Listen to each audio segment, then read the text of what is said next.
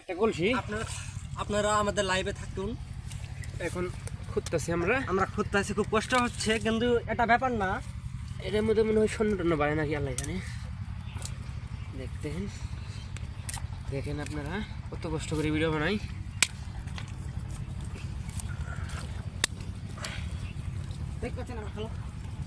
ভালো মতন দেখেন, এই দেখেন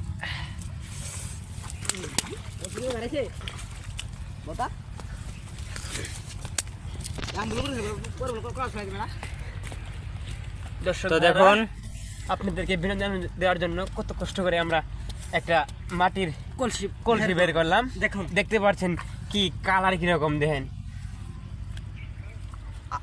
এই যে আমরা মাছ মারা এসেছি, আইসি দেখি এই যে এখানে একটা কলসি।